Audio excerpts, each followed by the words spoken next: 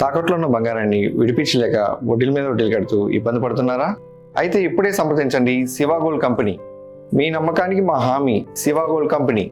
రాష్ట్రంలో రాజకీయ చెత్తను పూర్తిగా కడిగేయాల్సిన సమయం ఆసన్నమైందని సీఎం చంద్రబాబు అన్నారు. ఎన్నికల్లో ధన ప్రవాహం లేకుండా చేద్దామని పిలుపునిచ్చారు. సెప్టెంబర్ మొదటి వారంలో అనకాపల్లి జిల్లాకు గోదావరి జలాలు తరలిస్తామన్న సీఎం గూగుల్ డేటా సెంటర్ ప్రారంభం కాకుండానే నీటి కొరత అంటూ దుష్ప్రచారం చేస్తున్నారని మండిపడ్డారు. మెగా డీఎస్సీలో క్రీడా కోటాపై వైసీపీ ఆరోపణల్ని తిప్పికొట్టారు. అనకాపల్లి జిల్లా కె కోటపాడు మండలం ఏ కోడూరులో స్వర్ణాంధ్ర స్వచ్ఛాంధ్ర కార్యక్రమంలో సీఎం చంద్రబాబు పాల్గొన్నారు. తొలుత ధర్మకోనేరు సుందరీకరణ పనులు పరిశీలించారు. అనంతరం మొక్కలు నాటారు. సంక్షేమ పథకాల అమలుపై ప్రజలతో ముచ్చటించారు. ఏ కోడూరు జడ్పీ హైస్కూల్ సమీపంలోని ప్రజావేదిక వద్దకు ర్యాలీగా వెళ్లారు. పారిశుద్ధ్య కార్మికుల్ని సత్కరించారు. స్వర్ణాంధ్ర స్వచ్ఛాంధ్ర ప్రతిజ్ఞ చేయించారు. అనకాపల్లి జిల్లాకు స్కిల్ యూనివర్సిటీ తెస్తామన్న సీఎం సెప్టెంబర్ మొదటి వారంలోగా గోదావరి జలాలు తరలిస్తామని హామీ ఇచ్చారు. ఈ సందర్భంగా రైవాడ జలాశయం నీటిని పూర్తిగా రైతులకే వినియోగించాలని ఎమ్మెల్యే బండారు సత్యనారాయణమూర్తి కోరగా ఆ మేరకు సీఎం భరోసా ఇచ్చారు.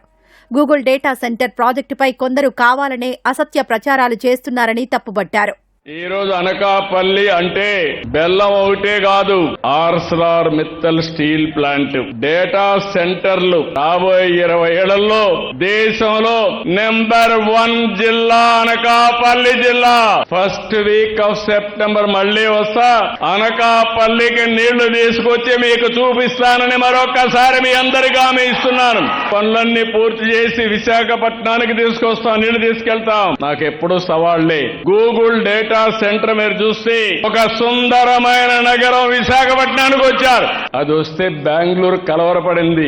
కానీ ఇక్కడుండే వాళ్ళు మాత్రం ఒకరిద్దరు ఫ్లాగులు పట్టుకుంటారు వద్దని. ఇంతవరకు డేటా సెంటర్ కన్స్ట్రక్షనే ప్రారంభం కాలేదు, నీళ్లు ఇంకిపోయినాయంట. అనకాపల్లి జిల్లా ప్రతి చెరువు ప్రతి రిజర్వాయర్ నింపే బాధ్యత తీసుకుంటాం.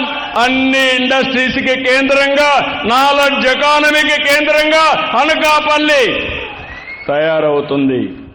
రాష్ట్రంలో అరాచకాలు, చెడు రాజకీయాల్ని పూర్తిగా కడిగేయాలని సీఎం పిలుపునిచ్చారు. ఎన్నికల్లో డబ్బు ప్రభావం లేకుండా చేద్దామన్నారు. రాజకీయ చెత్తను కూడా కడిగేయాల్సిన అవసరం ఉంది. రేపు ఎలక్షన్ వస్తే మీరందరూ కూడా ఏం ఆలోచిస్తే ఎవరు డబ్బులు ఇస్తే వాళ్ళకు ఓట్లు వేయాలనుకుంటారు. అది మానాలి. నేను కూడా గట్టిగా మాట్లాడదాం అనుకుంటున్నాను. ప్రజలు నీతి నిజాయితీగా ఉంటే తప్పుడు రాజకీయాలు చేసే వ్యక్తులు తప్పులు చేయకుండా ఉండే పరిస్థితి వస్తుంది.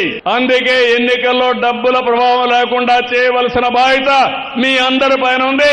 అది చేస్తామన్న రోజునే ఈ రాష్ట్రం స్వర్ణాంధ్రప్రదేశ్ అవుతుందని మరొకసారి విజ్ఞప్తి చేస్తున్నా. ఎవరు తప్పు చేసినా ఖండించే పరిస్థితి మీలో వస్తే తప్పులు చేసేవాళ్ళు చేయరని చెప్పి నేను మీకు తెలియజేసుకుంటున్నా. డీఎస్సీపై వైసీపీ ఆరోపణలకు సీఎం చంద్రబాబు గట్టి కౌంటర్ ఇచ్చారు.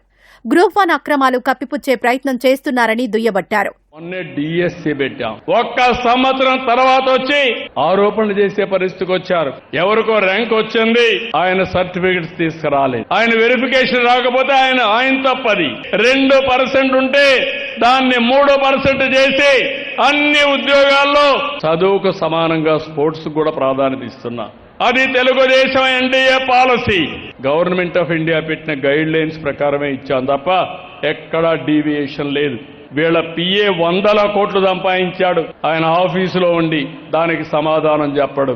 డిఎస్సీలో ఎలాంటి అవకతవకలు జరగలేదు, జరగనియను. నేను ఈ సీట్లో ఉన్నంత వరకు ఎక్కడ అవినీతి జరిగే సమస్య ఉండదని మరొకసారి విజ్ఞప్తి చేస్తున్నా. బాబాయిని గొడ్డలతో లేపేసిన పార్టీ ఈ పార్టీ. రాష్ట్రంలోని ప్రతి ప్రాంతం పరిశుభ్రంగా ఉండాలని, ప్రజలందరూ దీనిని ఒక బాధ్యతగా స్వీకరించాలని చంద్రబాబు పిలుపునిచ్చారు.